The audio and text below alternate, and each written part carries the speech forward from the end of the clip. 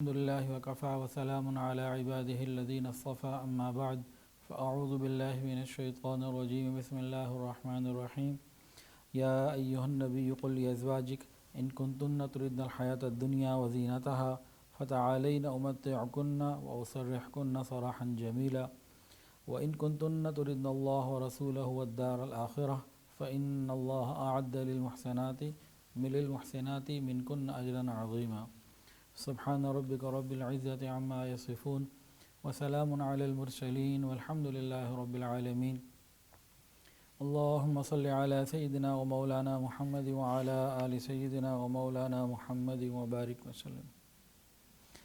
سورہ احزاب 21ویں سپارے کی آخری آیات اور 22ویں سپارے کی شروع کی چند آیات، ان کا شان نزول نبی کریم صلی اللہ علیہ وسلم کی ازواج مطہرات کے خاص معاملے سے ہے۔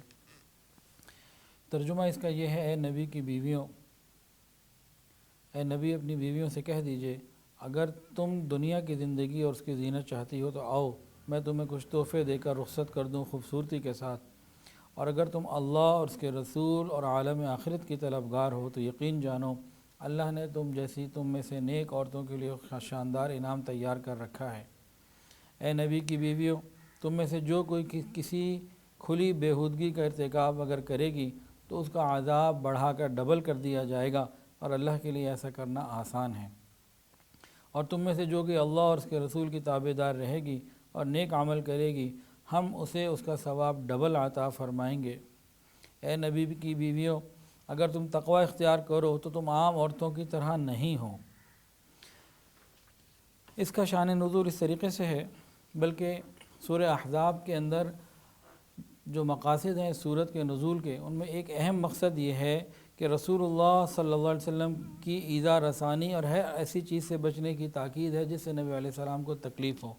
امت کو بتایا گیا کہ نبی علیہ السلام کا ادب ہر حال میں کرنا ہے، کبھی بھی کسی بھی طریقے کی بے اکرامی نہ ہو۔ ازواج مطہرات کو بھی اس میں یہی تلقین کی گئی۔ شان نزول میں ایک واقعہ جو صحیح مسلم میں موجود ہے حضرت جابر رضی اللہ تعالیٰ عنہ کی نسبت سے، اس میں یہ کہ ایک مرتبہ تمام ازواج مطہرات جمع ہو کے نبی علیہ السلام کی خدمت میں آئیں اور آ کے اس بات کا مطالبہ کیا کہ ہمارا نان نفقہ بڑھا دیا جائے۔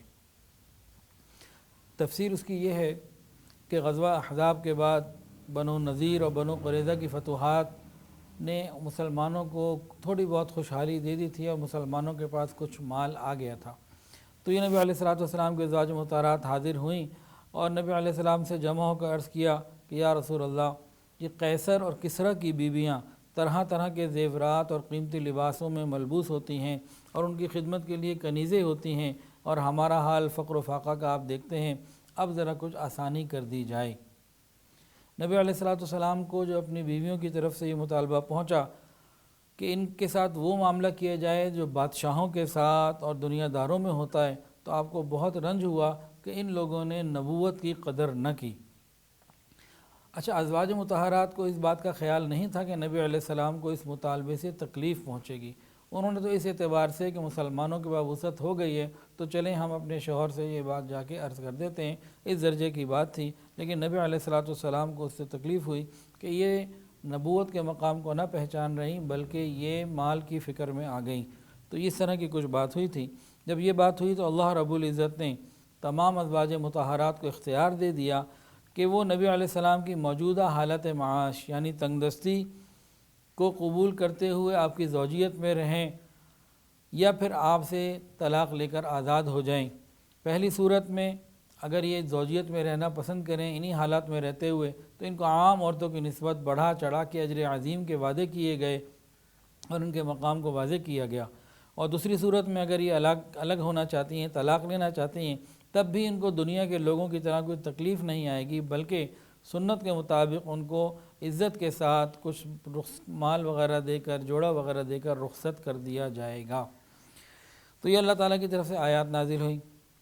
ترمذی شریف میں ام المؤمنین امی عائشہ صدیقہ رضی اللہ تعالیٰ عنہ سے روایت ہے کہ جب یہ آیت تخییر نازل ہوئی جس میں اختیار دیا گیا تھا ازواج مطہرات کو، آپ چاہیں تو نبی علیہ السلام کو پسند کریں اور چاہیں تو پھر آپ کو رخصت کیا جائے کچھ مال وغیرہ دے کر۔ فرماتی ہیں کہ جب یہ آیت نازل ہوئی تو حضور پاک صلی اللہ علیہ وسلم نے سب سے پہلے مجھ سے کہا اور مجھے ایک اور خاص انعام یہ کیا کہ مجھے یہ بات کرنے سے پہلے فرمایا کہ عائشہ میں تم سے ایک بات کرنا چاہتا ہوں، لیکن تم جواب دینے میں جلدی مت کرنا، جواب اپنے والدین سے پوچھ کے دینا۔ امی عائشہ فرماتی ہیں کہ نبی علیہ السلام کا یہ خیال تھا کہ نبی علیہ السلام کو یہ بات کا اندازہ ہے کہ میرے والد میری والدہ کبھی بھی مجھے دنیا اختیار کرنے کا نہیں کہیں گے، تو اس لیے مجھے کہا کہ کہیں میں اپنی چھوٹی عمر کی وجہ سے یا کسی وجہ سے کوئی جلد بازی میں کوئی بات نہ کر جاؤں، تو نبی علیہ السلام نے اپنی رائے کا اظہار دینے سے پہلے مجھے فرمایا کہ تم اپنے والدین سے مشورہ کرنا۔ نبی علیہ السلام نے نصیحت کی، اس کے بعد پھر اللہ تعالیٰ کا یہ حکم سنایا اور یہ آیت سنائی جس میں مجھے اختیار دیا گیا تھا، چاہوں تو اللہ کے رسول کو اختیار کروں، چاہوں تو نہ اختیار کروں۔ تو جب میں نے آیت سنی تو فوراً عرض کیا، یا رسول اللہ کیا میں اس معاملے میں اپنے ماں باپ سے پوچھوں گی؟ یہ بھی کوئی پوچھنے والی بات ہے، جیسا کہ یوں فرما رہی عرض کر رہی ہوں، یہ بھی کوئی پوچھنے والی بات ہے؟ میں تو اللہ کو اور اس کے رسول کو اور آخرت کو اختیار کرتی ہوں۔ حضرت عائشہ نے اپنی بات جب بتا دی، پھر نبی علیہ السلام نے تمام ازواج مطہرات سے فرداً یہ پوچھا اور سب نے یہی کہا کہ ہم اللہ کو، اللہ کے حبیب کو اور آخرت کو پسند کرتے ہیں، دنیا کی زیب و زینت کی ہمیں طلب نہیں۔ یہ ایک اختیار دیا گیا تھا۔ اب اس میں کئی باتیں بہت سمجھنے والی ہیں۔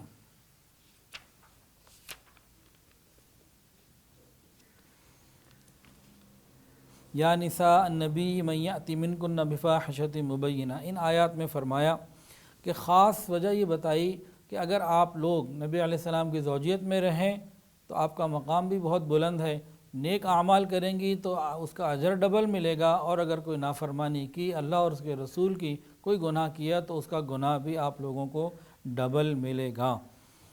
اللہ رب العزت نے ان کے اوپر ایک خاص انعام فرمایا کہ ان کو رسول اللہ صلی اللہ علیہ وسلم کی زوجیت عطا فرما دی۔ یہ نسب، یہ تعلق، یہ نسبت، یہ ان کے لیے بہت بڑا ہے، یہ نسبت ان کے لیے بہت بڑی ہے۔ ازواج مطہرات کی ایک نسبت یہ بھی عظیم تھی کہ ان کے گھروں میں وحی کا نزول ہوتا اور حدیث کے علم کی بھی بات ہوتی رہتی تھی، تو یہ وہ جگہ تھی جہاں سے دین آگے پھیلا، امت کے اندر پہنچا۔ تو نبی علیہ السلام کی ازواج مطہرات کو اللہ تعالیٰ نے فرما دیا اگر آپ نے کوئی گناہ کیا تو ڈبل اس کا گناہ ملے گا، اور نیکی کی تو ڈبل اجر اللہ تعالیٰ عطا فرمائیں گے۔ یہاں یہ بات سمجھنے والی ہے، جو نسبت ہوتی ہے نا کسی اعلیٰ چیز کے ساتھ، فقط نسبت کی بلا تقوی کوئی حیثیت نہیں۔ نسبت تو اعلیٰ ہو اور تقوی نہ ہو، عمل نہ ہو، تو اس کی کوئی حیثیت نہیں ہے شریعت میں۔ نسبت اعلیٰ ہو اور عمل بھی تقوی کے مطابق ہو تو وہ نور علی نور ہو جایا کرتا ہے۔ علماء فرماتے ہیں، کتابوں میں مفسرین نے لکھا کہ جو علماء ہیں، مشائخ ہیں، یہ علوم نبوت کے، انوار نبوت کے وارث ہوتے ہیں، یہ قرآن مجید اور وحی الہی کی برکات کو جاننے والے ہیں۔ ان کے لیے بھی یہی بات ہے کہ علماء اور مشائخ اگر دین پر عمل کریں گے تو ان کو زیادہ اجر ملے گا اوروں کی نسبت، اور اگر خدا نخواستہ یہی اللہ کی نافرمانی میں چلے گئے تو ان کو گناہ بھی لوگوں کی نسبت زیادہ ہوگا۔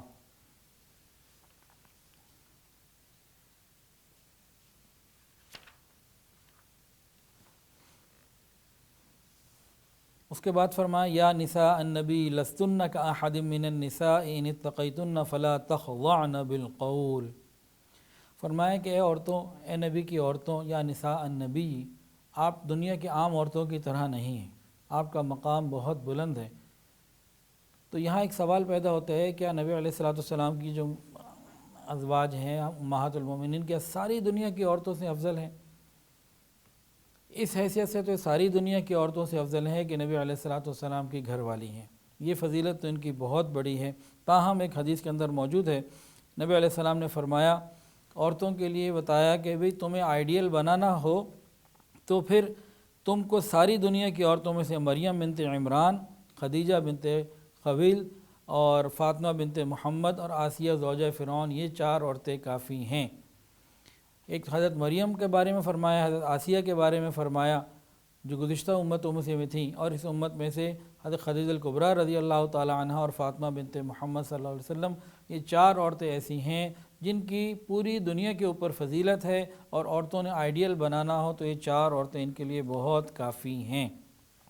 اب جو ازواج مطہرات کو اختیار دیا گیا، اور اختیار دینے کے بعد کچھ احکامات دیے گئے، ان میں سے ایک حکم تو یہ دیا فلا تخضعن بالقول، کہ آپ نے اپنی آواز میں نرمی پیدا نہیں کرنی، جب غیر محرم سے بات کرنے کا موقع آئے تو آواز میں نرمی پیدا نہیں کرنی، سختی کے ساتھ بات کرنی ہے۔ عورت کی آواز میں فطرتاً ایک نرمی ہوتی ہے، ایک طبیعت کے اندر ایک ایسی چیز ہوتی ہے جو مردوں کو لبھانے والی ہوتی ہے۔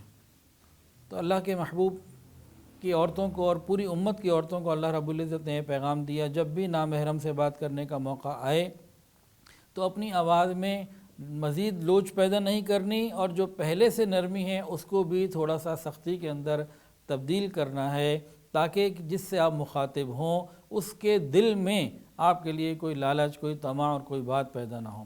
دلوں کے بھید جاننے والے پروردگار عالم فرما رہے ہیں کہ جب بھی کوئی عورت نرم گفتگو کسی غیر محرم سے کرتی ہے تو پھر نقصان ہونے کے امکانات ہیں۔ تو عورتوں کو یہ بتایا کہ آواز سے پردے کے متعلق کلام پر پابندی لگا دی، فلا تخضعن بالقول، کہ اگر پس پردہ بات کرنے کی ضرورت پیش بھی آئے تب بھی آواز میں نرمی اور نزاکت سے نہیں کرنی، ذرا سختی کے اندر کرنی ہے، یہ عورتوں کو حکم دیا۔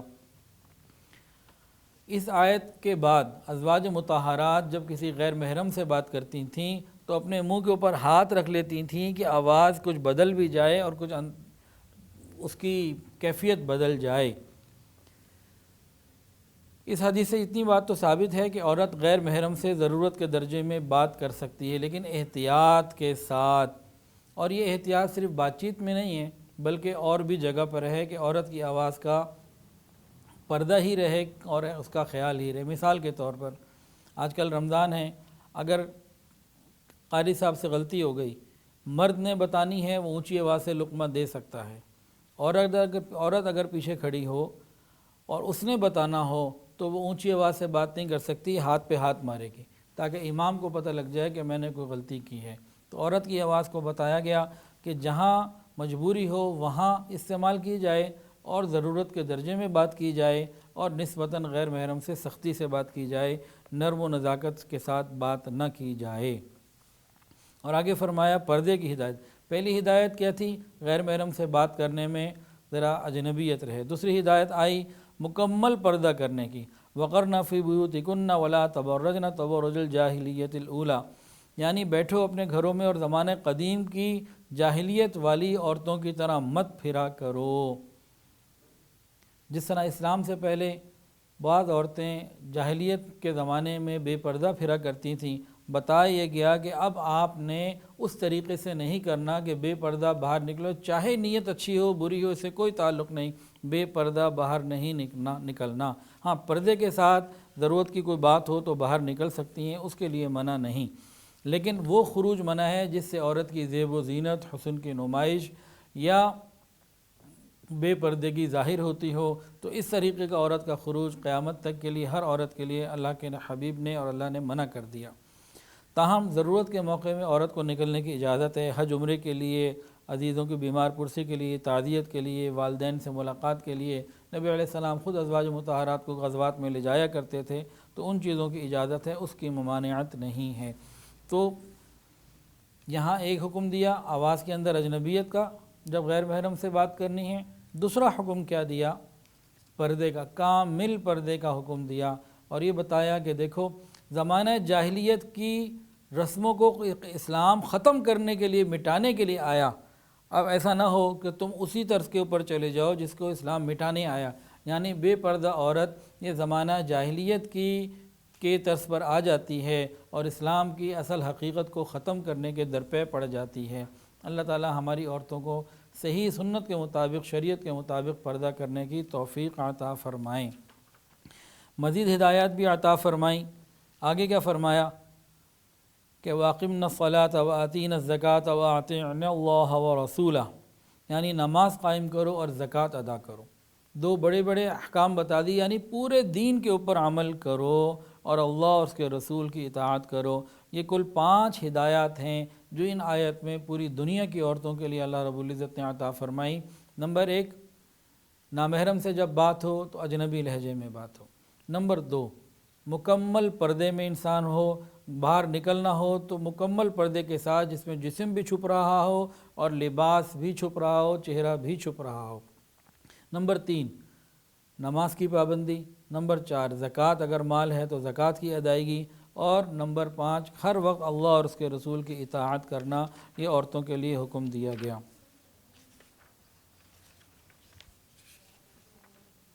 فرمایا کہ جس بے پردگی میں، جس طرح پہلے بے پردگی رائج تھی وہ جاہلیت کے زمانے میں تھی، اس سے اپنے آپ کو بچاؤ۔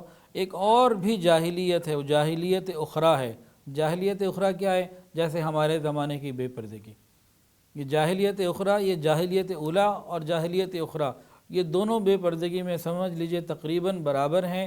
آج جاہلیت اخریٰ میں جو عورت پردہ نہیں کرتی ہے، جو مرد اپنی عورتوں کو پردہ نہیں کرواتے، یہ اسلام جس جاہلیت کو مٹانے کے لیے آیا تھا، یہ اس کو پھیلانے والے بن جاتے ہیں۔